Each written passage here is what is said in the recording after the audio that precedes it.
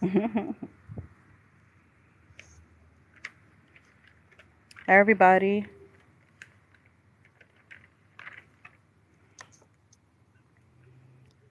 Thank you if you're joining me. I'm sitting up, trying to figure out exactly what I wanted to talk about because I don't know. I just feel like talking. Feel like just running off at the mouth and not even sure exactly what to talk about. So I actually, sat here, prayed about it, and, you know, um,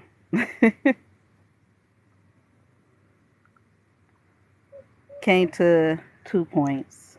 Basically, the promise that God made to Abraham and Sarah about their inheritance and how he promised them a great reward. Uh oh, mic about to fall. Hold on, let me see if I can find it real quick just by flipping to it. Because it's not what I'm going to read or talk about, but it is important to today's times. And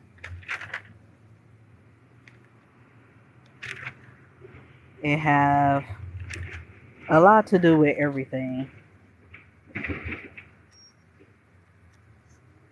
And it's crazy because, when you read your Bible and you learn new truths, like sometimes it's so much, it's just mind blowing. And I don't know, for me, like the things I've learned, some of them has taken, hmm, I don't know. I get, y'all, I told God no.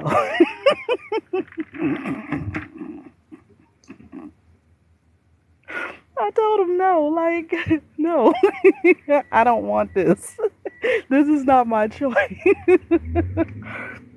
And, you kind of can't do that, but, you know, it really,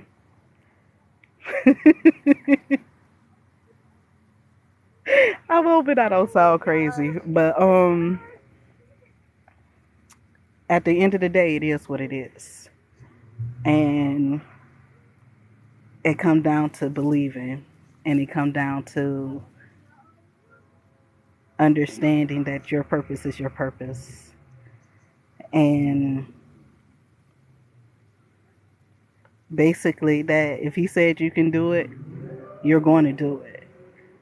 It doesn't matter how, it doesn't matter when, it does, you're going to do it. And it, it's just a matter of believing. And I guess say like if you mess up or anything like that, depending on what it is or how you mess up or what it is that you do exactly, it's still in his hands. He's always going to make a way, even if it doesn't seem like there's a way. And I guess that's the best way to put it. Um, yeah, because I was looking at like before, or I should say after the flood, of Noah's day, and Noah's sons, and Noah's sons is the. Let me see. I don't open it up. Let me look and see if I can come across the scriptures exactly.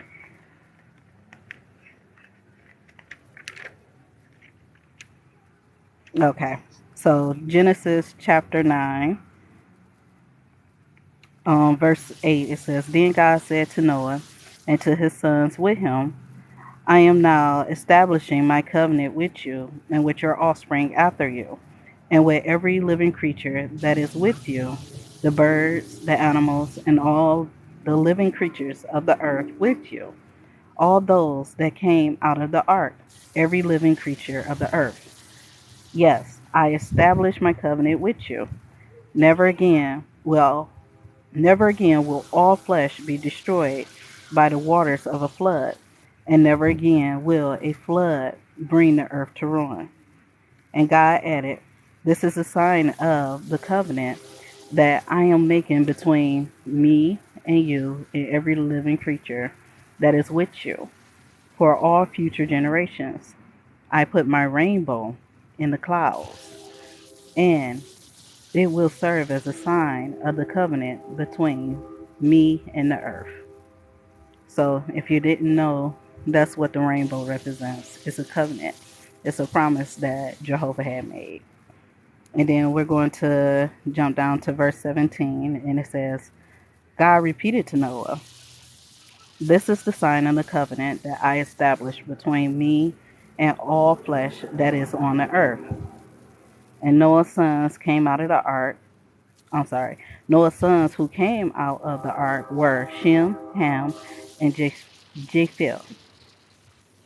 Ham later became the father of Canaan. And then it goes off into their lineage, which tribes and families and, who's who, and basically how Nimrod um, established false religion. Uh, Nimrod is interesting, actually, because it says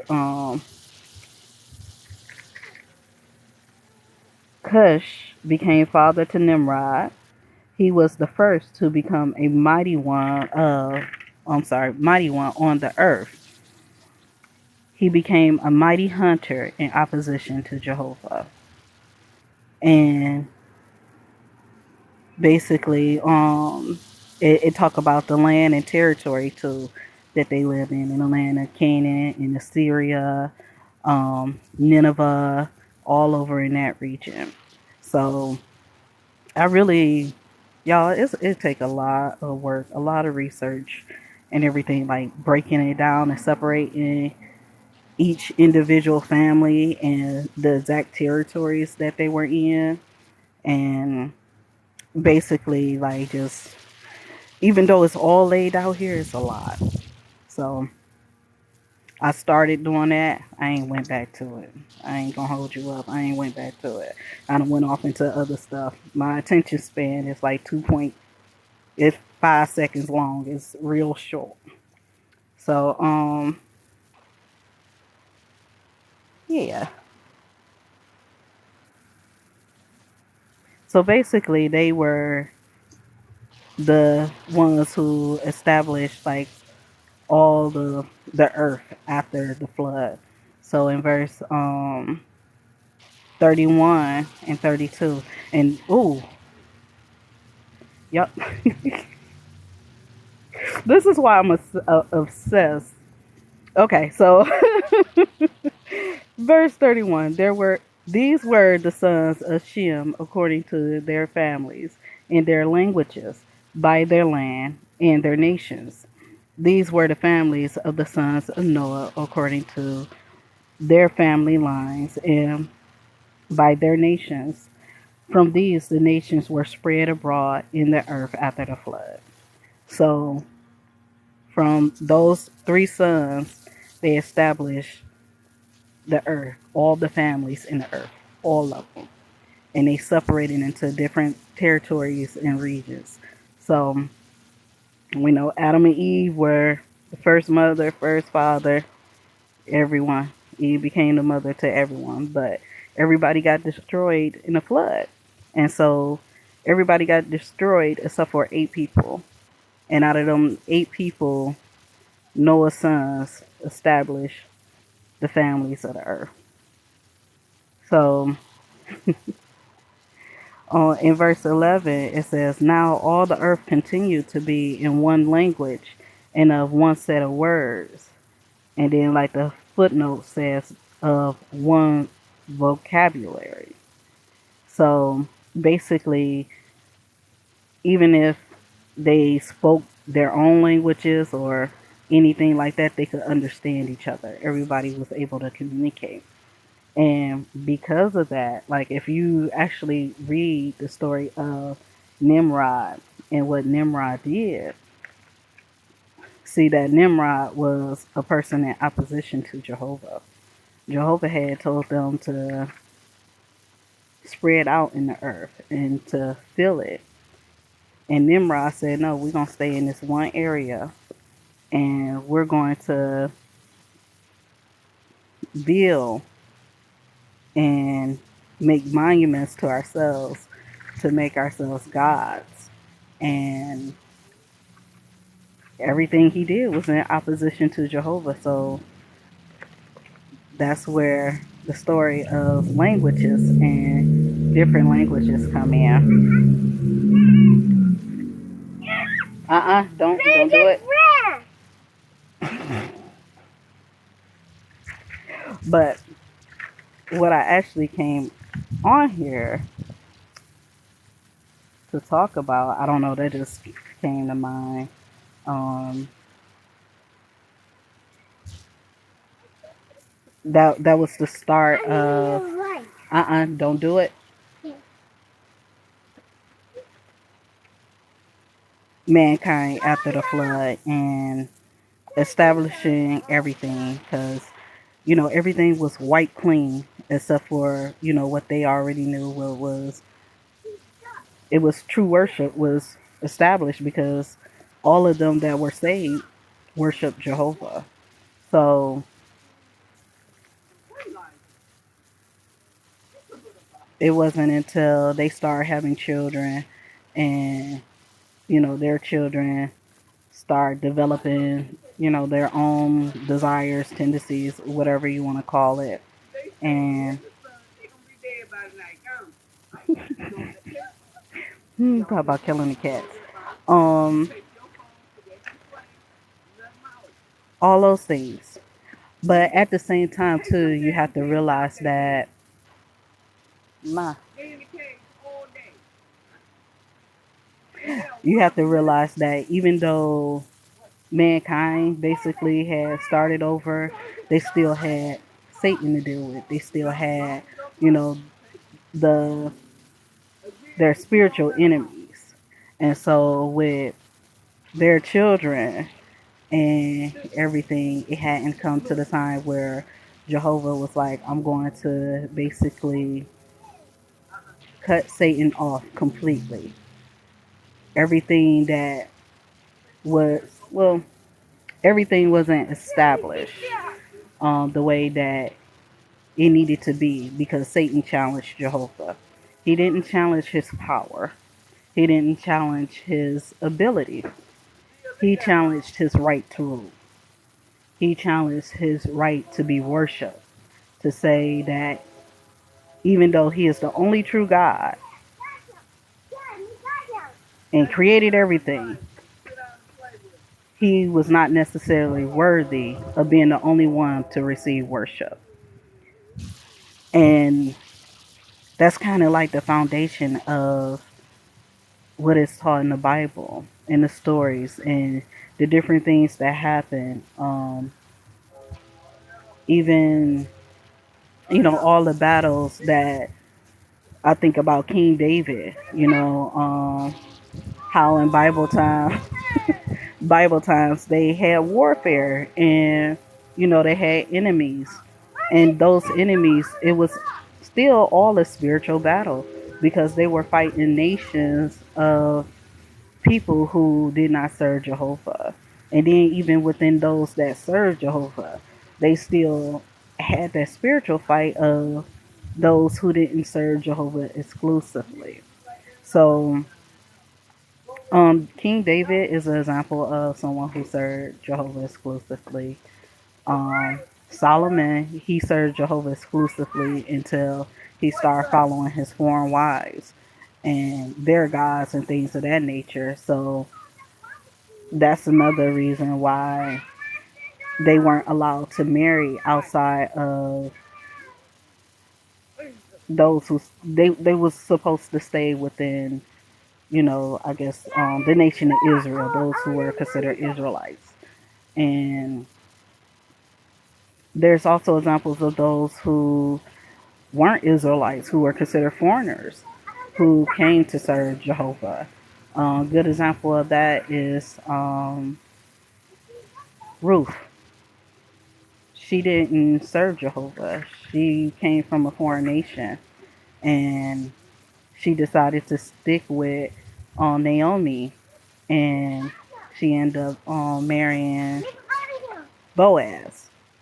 So she ended up being privileged to be in the line of Jesus, the line of the Messiah, as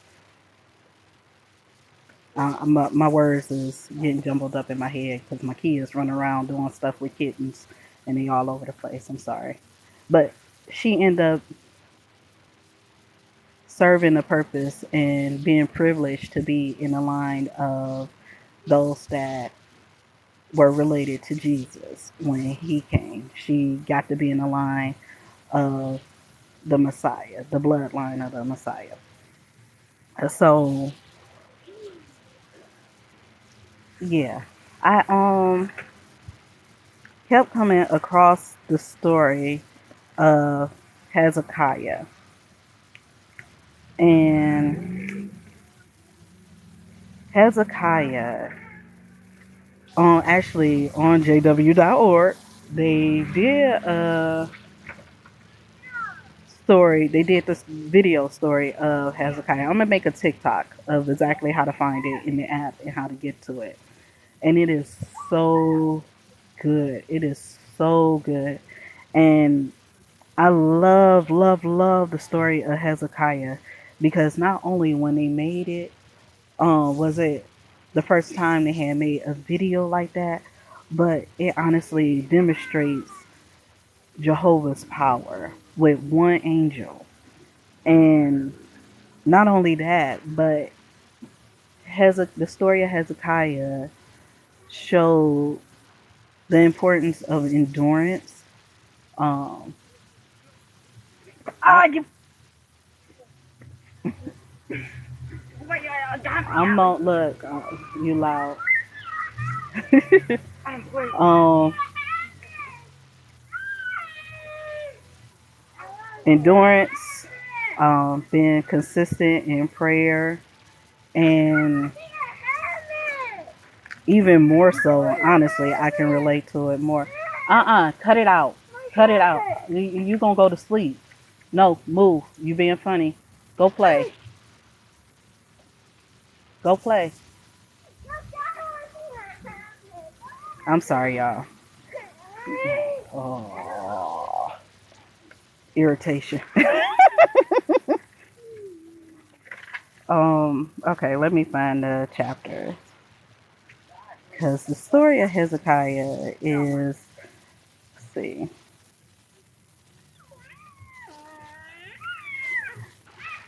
it starts in Isaiah, and when I'm looking at it's chapter 37. Hold on, give me 1 second.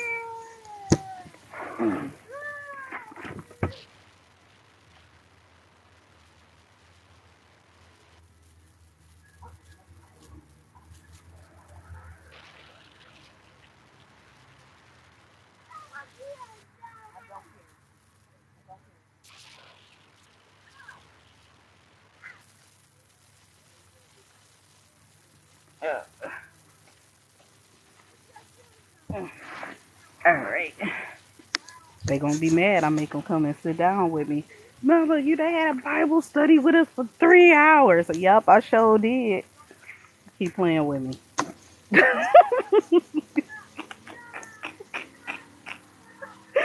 Oh goodness. Man. That I swear that was like the hardest part as a kid. Wanting to just go and play and have fun and everything. And my mama decided to sit down and have a Bible study with us. And it's only supposed to be an hour. And she sit up and it'd be like 3 or 4 hours later. I'm like, oh God, why is this so long? But okay, that because the story of Hezekiah is actually really long, and honestly, I would really like y'all to watch the video because it is really good. They did a really good job on making the video. And in Hezekiah, um, King Sennacherib, he taunted Hezekiah. He taunted Jehovah's people because he was conquering, the nations and those who served Jehovah. He was conquering them, and oh Lord, these kids.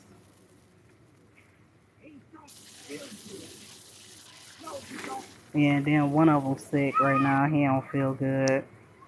Um,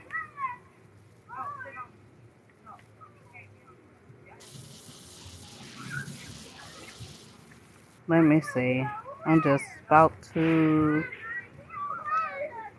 Yeah. So, like the Assyrians, he was going against. The Assyrians came up against him, and like if you look up the history of the Assyrians, they were vicious, and not only were they vicious, but again, like I was saying, they had conquered other nations of Jehovah's people. And the reason that Jehovah allowed them to conquer them was because they were not serving Jehovah exclusively. They were doing what they wanted in essence. So he allowed them to be conquered by Assyria. And, you think about war. Anytime any nation is conquered and they take captives, they take everything, they destroy everything, they take everything. And then the Assyrians, they were vicious. They were known for being extremely cruel and vicious. And so I'm going to here, I'm not gonna be on here long, y'all, because they tripping. All they doing is crying. And I said, go get on that swing or that ladder, go play. She said, yeah, that swing or that ladder. Okay. She said, yeah, swing or. I'm trying to gather a little. Do not sit here. What? Yeah, she not laughing on the ladder because she keep stuff and keep calling all the way to the top and keep going. Okay.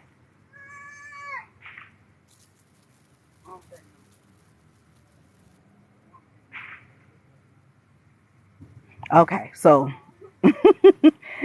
in chapter 37, this is where Sennacherib, they came and they were taunting Hezekiah.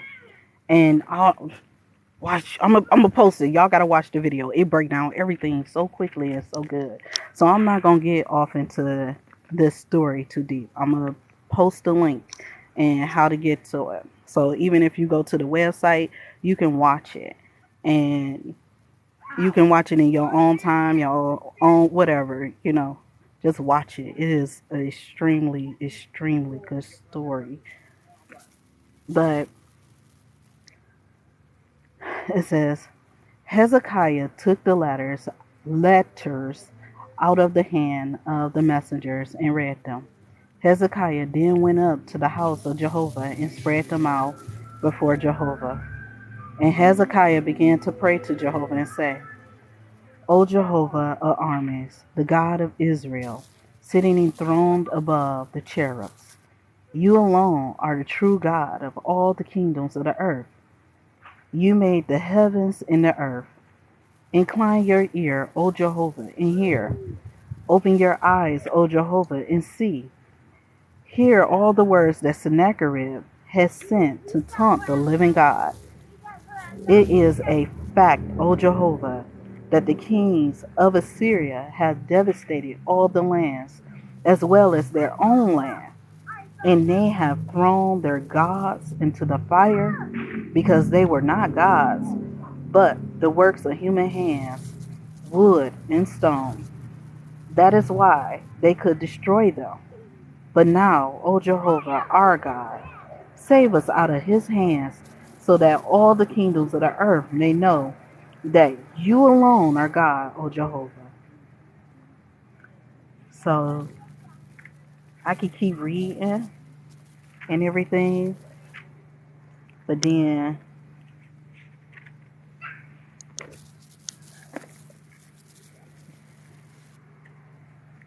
hold on. You know what? Jehovah does give a reply, but I'm going to leave that part alone. I'm going to jump down to, see, verse 30. And it says, matter of fact, you know what?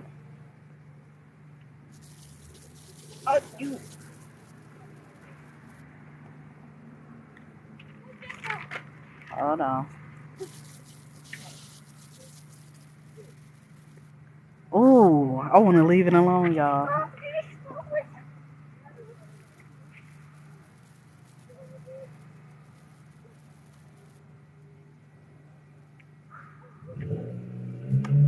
Oh, forget it. Forget it. I'm going to pick up where I start reading. It says, Isaiah, son of Amos, then sent this message to Hezekiah. This is what Jehovah, the God of Israel, says. Because you prayed to me concerning King Sennacherib of Assyria, this is the words that Jehovah has spoken against him. The virgin daughter of Zion despised you. She scoffs at you. The daughter of Jerusalem shakes her head at you. Whom have you taunted and blasphemed? I said that wrong. Against whom have you raised your voice and lifted your arrogant eyes? It is against the Holy One of Israel. Through your servant you have taunted Jehovah and said, With the multitude of my war chariots, I will ascend the heights of mountains, the remotest parts of Lebanon. I will cut down its lofty cedars, its choice juniper trees. I will enter its highest retreats, its densest forests. I will dig wells and drink waters. I will dry up the streams of Egypt with the sole of my feet. Have you not heard? From long ago it was determined. From days gone by I have prepared it. Now I will bring it about. You will turn fortified cities into desolate piles of ruin. Their inhabitants will be helpless. They will be terrified and put to shame. They will become as vegetation of the field and green grass, as grass of the roofs that is scourged by the east wind. But I will know when you sit, when you go out, when you come in, and when you are enraged against me, because your rage against me and your roaring has reached my ears. So I will put my hook in your nose and my bridle between your lips, and I will lead you back the way you came.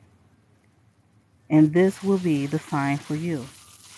This year you will eat what grows on its own, and in the second year you will eat grain that sprouts from that.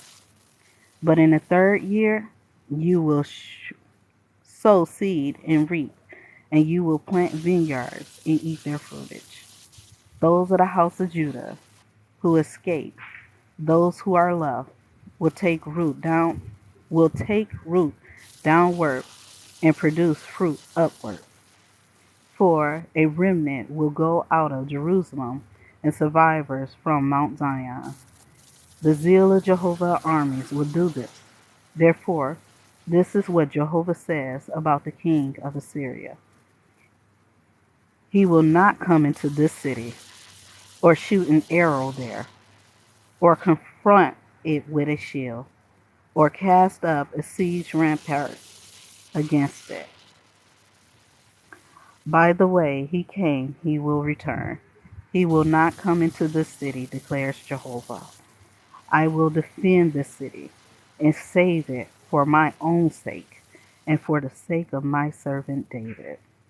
And the angel of Jehovah went out and struck down 185,000 men in the camp of Assyria. When the people rose up early in the morning, they saw all the dead bodies. So King Sennacherib of Assyria departed and returned to Nineveh and stayed there. And he was bowing down, and as he was bowing down at the house of his god, Nishra, his own sons, oh, y'all, I'm about to mess up this name,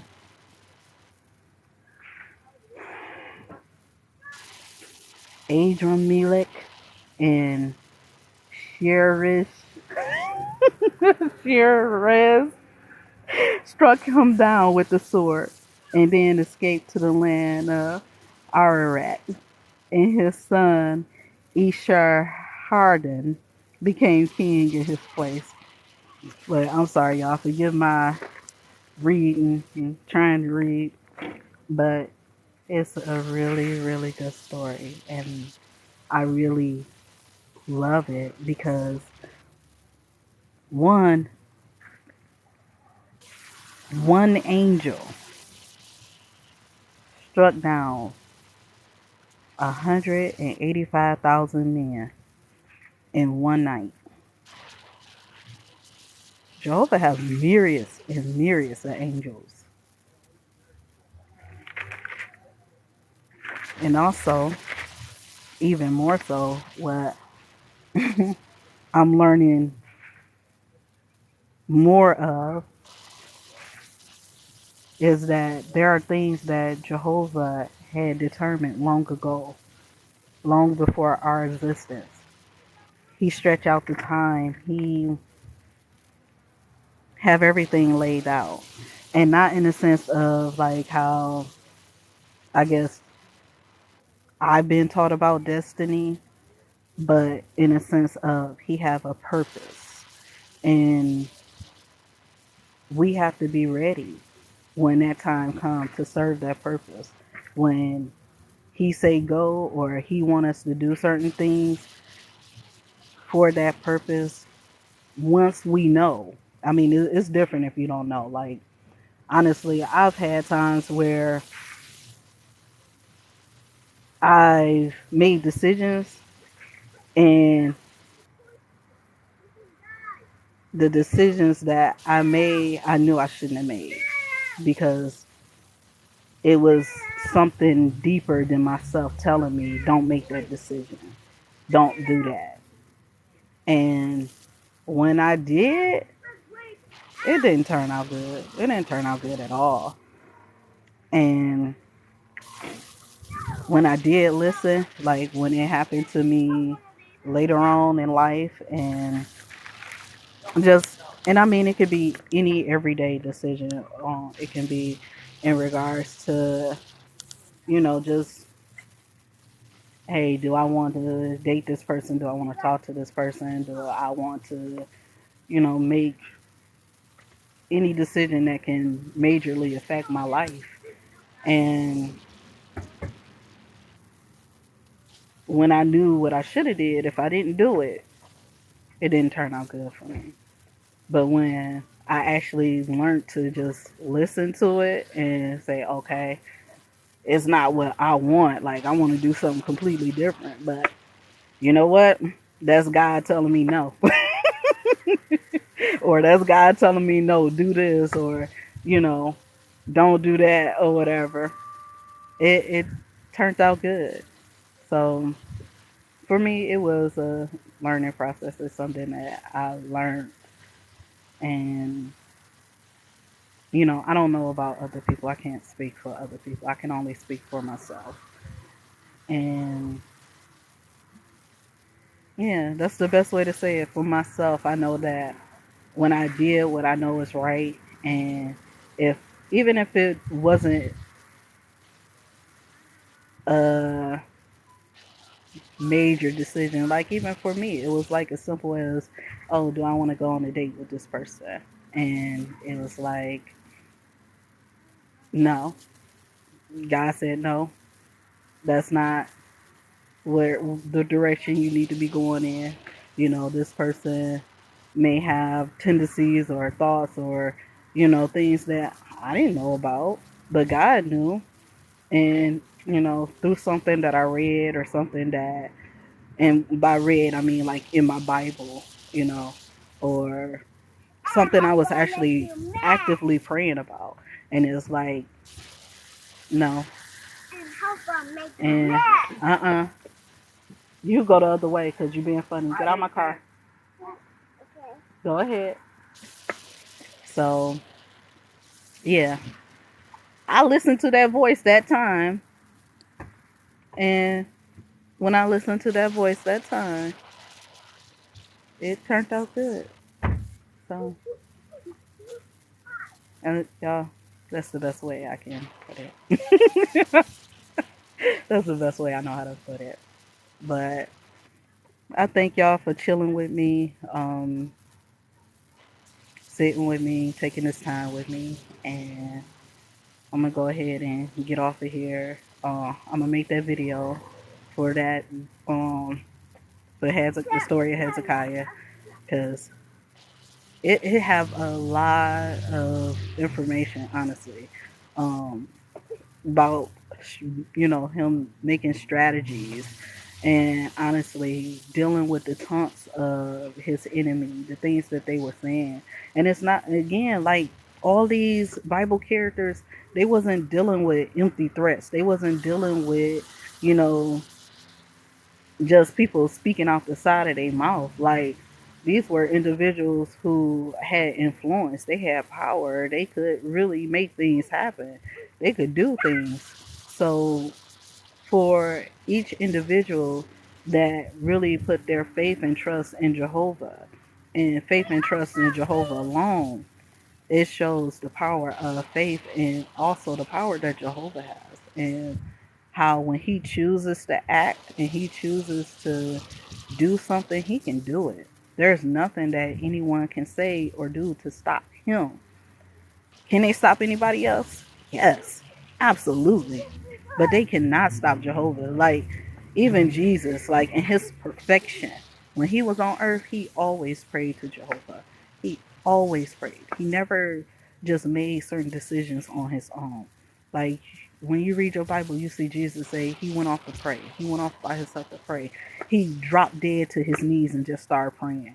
Like, it's so many instances. And then even, you know, it's a story where he was fighting Satan, or don't quote me on the Satan part. I think it was Satan though. I really do, but I'm going off the top of my head now. But he was fighting a wicked spirit creature for Moses' body, and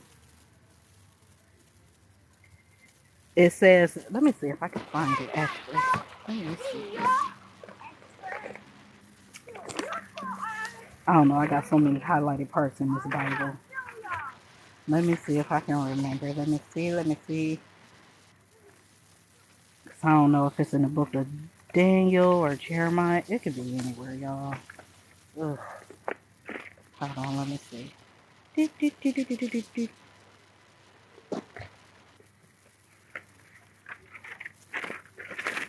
And I hate it too. Like, I be studying and then I highlight stuff and I understand stuff, but I didn't write it down. So then I can't find it. Let's see.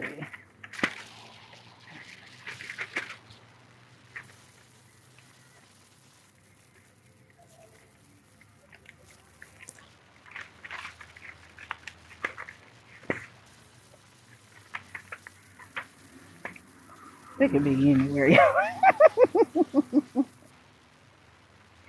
And then some parts of the Bible I had like completely like whole pages seem like highlighted.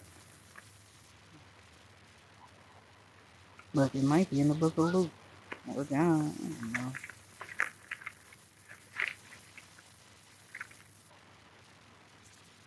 Hold on, I see Moses' name.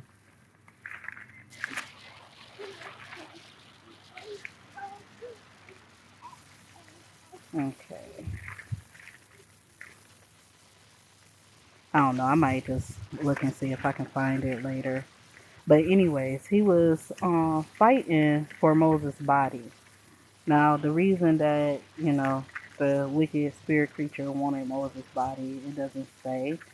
But basically, Jesus told him, may Jehovah rebuke you. It says he wouldn't dare rebuke him himself. He used Jehovah's name. So that humility and him not relying on his own power, he relied on Jehovah. And spirit creatures are more powerful than any human. Even the weakest of spirit creatures, they're more powerful than any human. Like, I be looking at people talking about burning sage and all that stuff and everything, and it's like, more than anything, you're probably attracting them while you're talking about you repelling them.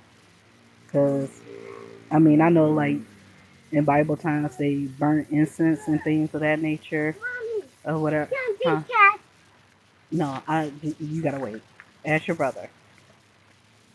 Um, to, as a form of worship and everything, but it's like, are you trying to get rid of a bug? Like where you use herbal remedies, you take a little lavender or something like that. It's like, no, you need prayer. And not only do you need prayer, you need prayer from authority. And who has more authority than Jehovah? If Jehovah say they can't do it, they can't touch you, they can't. They can't. Now, are they? They're extremely intelligent. Okay, that's another thing too. But Jehovah says, don't be afraid of them. And that's where that knowing Jehovah and being able to trust in Him come in. Because if you can't know Jehovah, if you can't trust Jehovah, you can't call on His name. You have to have faith. You have to. What is you doing?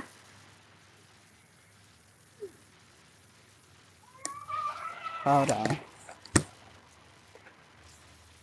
Don't play. No, don't worry about them for a second. They in the yard. They okay. No, they're not. Yeah, I'm not gonna be on here long. She doing too much. But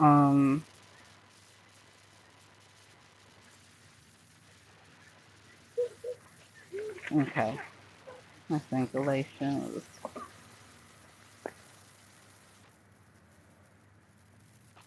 Yeah.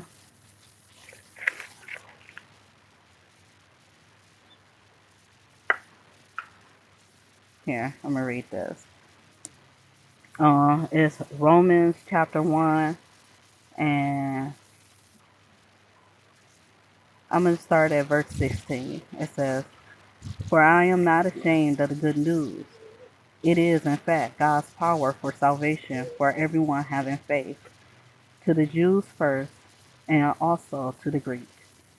For in she's so smart. For in it God's righteousness is being revealed by faith and for faith, just as it is written. But the righteous one will live by reason of faith. For God's wrath is being revealed from heaven against all ungodliness and unrighteousness of men who are suppressing the truth in an unrighteous way. Because what may, because what may be known about God is clearly evident among them, for God made it clear to them. For His invisible qualities are clearly seen from the world's creation onward, because they are perceived by the things made, even His eternal power and Godship, so that they are inexcusable.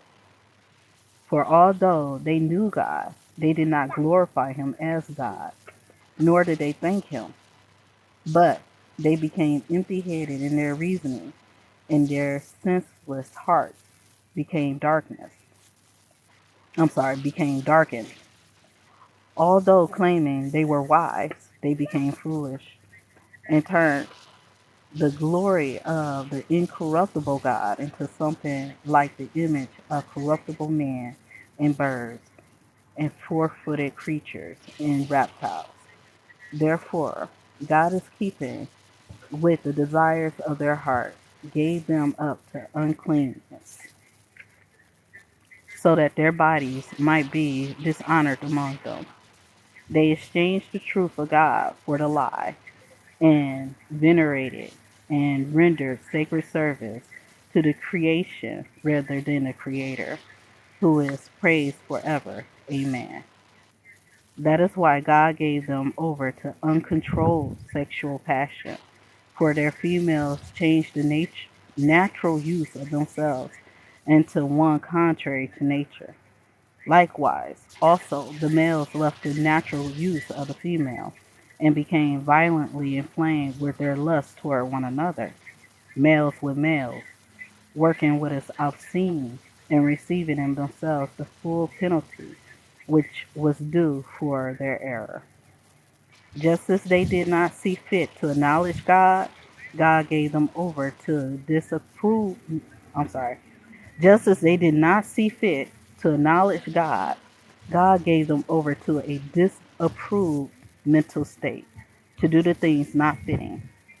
And they were filled with all unrighteousness, wickedness, greed, and badness, being full of envy, murder, strife, deceit, and malice, being whisperers, backstabbers, haters of God, insolent, haughty, boastful, schemers of what is hurtful, disobedient to parents, without understanding, false to agreements, having no natural affection, and merciless. Although these know full well the righteous decree of God, that those practicing such things are, are deserving of death, they not only keep on doing them, but also approve of those practicing them. So I'm gonna stop reading there. But that's Romans. You can read the whole chapter if you want, but Romans chapter 1, and I started reading at verse 16. But the main point is that it takes faith, and we see evidence of all the displeasing things, the things that God do not like. He have it right here. It's in his word. And he states also the reason why he allowed it is because he allowed them to go over to that disapproved mental state, because even though they knew it was wrong, that's what they wanted to do. Jehovah does not force us to do anything. If we don't have the desire, we don't want to, he's not going to make us. He said that they're deserving of death. So just like he have vessels for righteousness, he also have vessels that are destined for destruction. And that's the gist of it. But if we turn over to Hosea, and I mean the Bible too, it also has just so many examples of how Jehovah he begs. He begs us.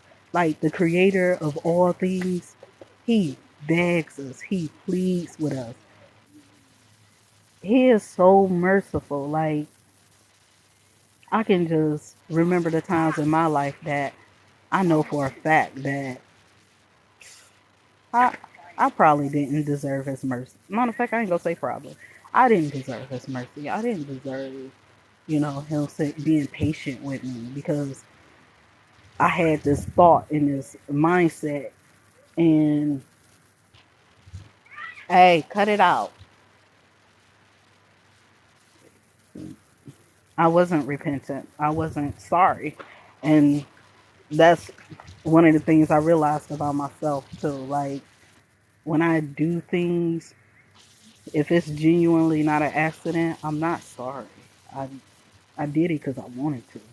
And so I had to watch myself in regards to that because that I have a very strong personality. I have a very strong opinion about things and a very strong mindset. So yeah, certain things that I do or I say, I'm not sorry. I'm not. And when it comes to being that way and being that way with Jehovah, it's like I have to recognize my place. And I don't mean that in a sense of, being like afraid because of course I should be afraid. But I mean in a place out of really recognizing that God is love, Jehovah is love. So if he really don't want me to have something, if he really don't want me to do something or things of that nature, anything that he says is out of love. It's out of love for me. It's out of protecting me and taking care of me. And from a human standpoint, it's like it's not something that I had every day in my life. It's not something that I had, in my family situations or, things of that nature. So really looking at him as a father, looking at him as a friend, looking at him as something that's real, that's the mindset. And I needed to adjust that within myself because when I had that mindset, I wasn't looking at him as my God. I wasn't looking at him as my friend or my father, as someone who was basically being responsible for me and looking out for me. So when I changed my mindset and I changed my reasoning, and of course that came with me reading my Bible and me praying and talking to him. Like I really, y'all, I swear, I'd be like, Jehovah, don't kill me, cause I love you, I genuinely do. But I feel like sometimes in my humanness, me expressing how I really feel and what I'm really going through is not necessarily in the most respectful way. But I feel like Jehovah, he understands that I'm not necessarily trying to be disrespectful, but I'm really asking for help.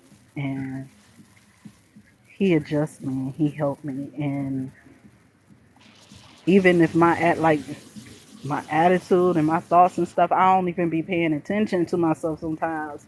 And it's like I be wrong and he correct me. And so yeah. But Jehovah, he never does anything without asking us to return to do what's pleasing to him. He never do anything without a warning. He never do anything without telling us what he's going to do first. That's the amazing part. Like he don't have to tell us nothing, but he does. He tells us and he give us a warning. Now, if we listen and we benefit. But if we don't, we suffer the consequences of it. So we go to Hosea chapter 6, and it says, come and let us return to Jehovah, for he has torn us to pieces, but he will heal us. He struck us, but he will bind our wounds. He will revive us after 2 days. On the third day he will rise us up, and we will live before him. We will know we will earnestly seek to know Jehovah. His going out is his going out is as certain as the dawn, and he will come to us like a pouring rain, like a spring rain that saturates the earth. So I'm gonna just leave it at that, and I could stay on here just talking, y'all. I talk too much, but I pray genuinely that it helped y'all, and that we all just draw closer to Jehovah, get to know Jehovah, because we're about to go into some very interesting times. And I mean, we're already in them, but we're about to go into some really interesting times where it's no denying it. And I see it just on the videos that, people post on TikTok, like on this app, you know.